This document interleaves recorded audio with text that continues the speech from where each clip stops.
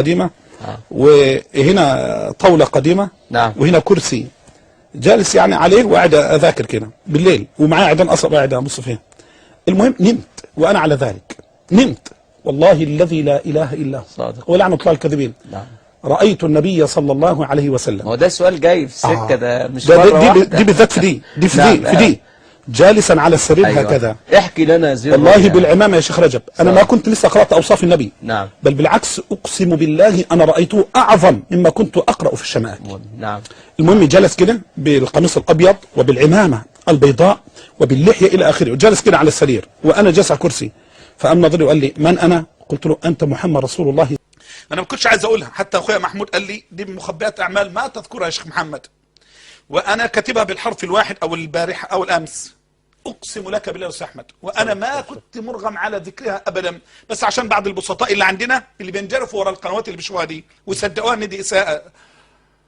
حسبي الله ونعم الوكيل. اللهم احكم بيني وبين من ظلمني، اللهم احكم بيني وبين من ظلمني، اللهم احكم بيني وبين من ظلمني، اللهم يا رب إن لم أكن مخلصا فهذه عنقي، هذه عنقي عندك، وإن كانوا ظالمين لي فأنت الحكم.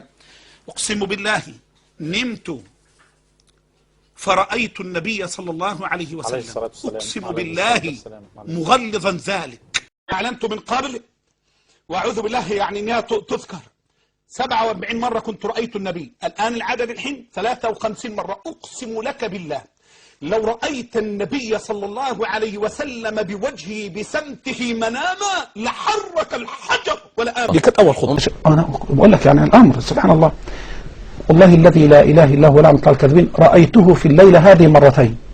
المرة الأولى كأني ما بعنا أرضنا واتدينا وبسبب الظروف كانت يعني لا أسأل الله ما يقيله، وشفت كأني أحفر فلقيت ثوب برفع فوجدت النبي صلى الله عليه وسلم هكذا وبقول لي أتدري من أنا؟ أنا محمد ابن عبد الله رسول الله صلى الله عليه وسلم. أشهد الله يا باشمهندس رأيته بصفته أفضل وأوثق مما قرأت في شمائل النبي صلى الله عليه وسلم، وأوضح مما أراك أنت الآن. وبعدين أخذ يصبرني وقال لي كلاما أنا دونته، ثم رقاني ومسح على رأسي وظهري. أشهد الله شعرت لله الحمد أمام منبر الحين يعني وكأني أتذكر حديث النبي صلى الله عليه وسلم ومن كذب علي متعمدا فليتبوأ مقعده من النار، والحديث متواتر على فكرة. نعم. أقول يعني كانت بعد الاتفاق هذا كانت الرؤيا رقم 47 للنبي صلى الله عليه وسلم عليه الصلاة. والله الذي لا إله إلا هو وما ذكرتها لأحد على الإطلاق. سبحان الله أنا أول مرة أعرفها. والله الذي لا إله إلا هو يعني قبل الدخول في هذه السلسلة نعم. بعد الاتفاق رأيته يعني ونصحني ثم رقاني ثم مسح على رأسي وظهري. أقسم لك بالله لا زلت أستشعر أصابع النبي صلى الله عليه وسلم على رأسي وعلى ظهري، ولذلك علمت بإذن الله جل وعلا أن الله سيبارك في هذه السلسلة نعم. وأن القبول سيكون لها بإذنه جل وعلا، ولذلك أخفيت الأمر في نفسي يعني كانت بركة ما بعدها بركة. وسأقول كلمة على الشاشة والله ما بحتها لك وحكوتها لصديقي الذي كان معي في السيارة. بعد أن خرجت من الحلقة ظننت أن الدكتور عثمان أراد أن يحطم خطاي، دخل في نفسي شيء نعم. فذهبت فلما صليت الفجر وذكرت ثم نمت رأيت رؤيا عجيبة.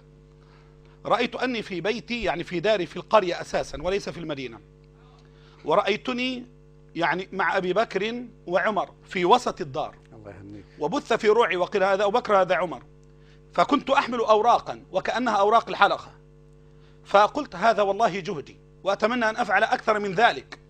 فنظر أبو بكر ثم قال جزاك الله خيرا، فما كان من عمر إلا أن شدد وقال اضرب بيد من حديد على هذا الباطل. فنظر إليه أبو بكر وكأن الدمعة تقف عينيه ثم قال لا يكلف الله نفسا إلا وسعها، يعني هذا مسكين ما يملك أكثر من ذلك. فوالله انصرف، فجئت كي أخرج من الباب قيل هذا علي، فرأيت عليا رضي الله عنه أرضاه فسلمت عليه وقلت إنهم يدعون حبك وأنا والله أحبك وأتقرب لله بحبك جميعا. حينئذ قال أبلغ الناس أني براء من هؤلاء، وأن فاطمة براء من هؤلاء، وأن الحسن براء من هؤلاء، وأن الحسين براء من هؤلاء. والله ما نمت بعدها لحظة.